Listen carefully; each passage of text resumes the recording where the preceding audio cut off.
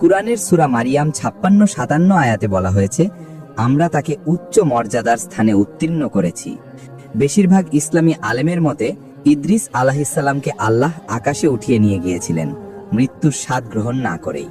কিছু বর্ণনায় বলা হয় তিনি আসমানের 4র্থ স্তরে অবস্থান করছেন। এরপর আসেন নবী নূহ আলাইহিসসালাম।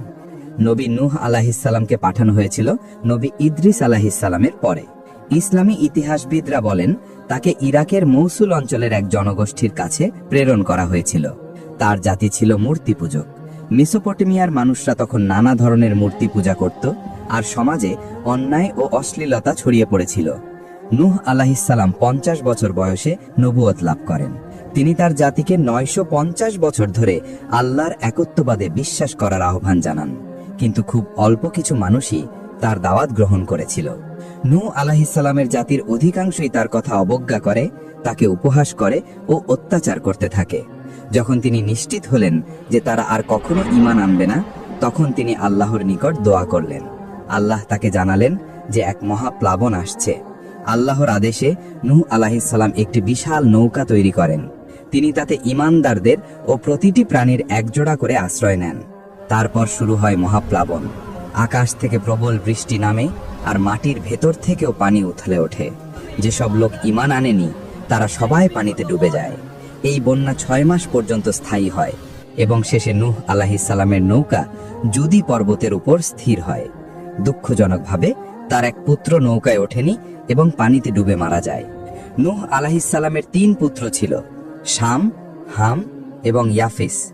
এই 3 জনের বংশ থেকেই পরবর্তী মানবজাতি ছড়িয়ে পড়ে। ইসলামী ইতিহাস অনুযায়ী শামের বংশধরদের মধ্যে ছিলেন আরব, বনি ইসরাইল, ইহুদি, আশিরীয়, ব্যাবিলনীয়, পারসিক, সিরিয়ান এবং আরামি।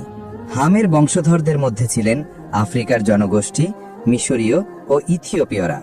ইয়াফিসের বংশধরদের মধ্যে ছিলেন তুর্কি, গ্রিক, রুশ, মঙ্গল, চীনা, ভারতীয় এবং ইউরোপীয় জনগোষ্ঠী। এই বংশধারার বিবরণ পাওয়া যায় ইবন কাসির, তবেরি, ইবন খালদুন সহ বহু প্রাচীন ইসলামী ইতিহাসবিদ ও ব্যাখ্যাকারের গ্রন্থে। এই কারণে নূহ আলাইহিসসালামকে বলা হয় দ্বিতীয় আদম, কারণ তার থেকেই পুনরায় মানবজাতির বিস্তার ঘটে। তিনি প্রায় 1000 বছর বেঁচে ছিলেন। কুরআনে নূহ আলাইহিসসালামকে বহু জায়গা উল্লেখ করা হয়েছে এবং তাকে বলা হয়েছে আল্লাহর প্রতি অত্যন্ত কৃতজ্ঞ বান্দা। নবী হুদ আলাইহিসসালাম। নূহ আলাইহিসসালামের পর বহু প্রজন্ম কেটে যায়। মানুষ আবারও শিরক ও মূর্তি পূজায় লিপ্ত হতে শুরু করে। তখন আল্লাহ নবী হুদ আলাইহিসসালামকে প্রেরণ করেন আদ জাতির কাছে। আদ জাতি বসবাস করত আরব উপদ্বীপের দক্ষিণ অংশে, যা আজকের ইয়েমেনের হাদ্রামাউত অঞ্চল নামে পরিচিত। তারা ছিল অত্যন্ত শক্তিশালী ও উচ্চাকাঙ্ক্ষী জাতি। বিশাল স্থাপনা নির্মাণ করত, মরুভূমিতে মহল বানাত এবং নিজেদের শক্তি নিয়ে গর্ব করত। হুদ আলাইহিসসালাম তাদেরকে একত্ববাদের দাওয়াত দেন।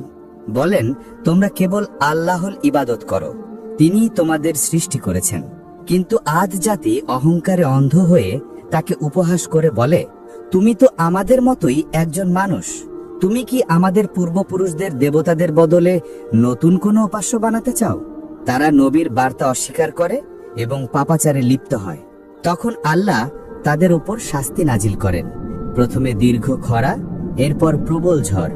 এই ঝড় 7 রাত ও 8 দিন অবিরাম প্রবাহিত হয়, যা কুরআনে বর্ণিত হয়েছে। আল্লাহ তাদেরকে এমন এক প্রচন্ড বাতাসে ধ্বংস করলেন, যা একের পর এক দিন তাদেরকে ছিন্ন ভিন্ন করে দিল। ফলশ্রুতিকে শক্তিশালী সেই আদ জাতি মাটির সঙ্গে মিশে যায়। বলা হয়, হুদ আলাইহিসসালাম এবং তার অল্প সংখ্যক অনুসারীরা রক্ষা পান এবং পরবর্তীতে হাদ্রামাউত অঞ্চলে বসতি স্থাপন করেন। হুদ আলাইহিসসালাম পরবর্তীতে মক্কায় স্থায়ী হন এবং সেখানেই ইন্তেকাল করেন। এই ঘটনার বর্ণনা কুরআনের বহু স্থানে এসেছে। নবী সালেহ আলাইহিসসালাম। সালেহ আলাইহিসসালাম ছিলেন সেই নবী যিনি প্রেরিত হয়েছিলেন তামুদ জাতির কাছে। তামুদের মানুষেরা ছিল মূর্তি পূজারী। তারা প্রযুক্তি ও স্থাপত্যে ছিল অগ্রসর। পাহাড় কেটে ঘর তৈরি করত এবং মজবুত নগর নির্মাণ করত। এর উল্লেখ পাওয়া যায় সূরা আল আরাফের 74 নম্বর আয়াতে। তারা এমন এক অঞ্চলে বাস করত যা আজকের সৌদি আরবের মাদাইন সালেহ নামে পরিচিত। সালেহ আলাইহিসসালাম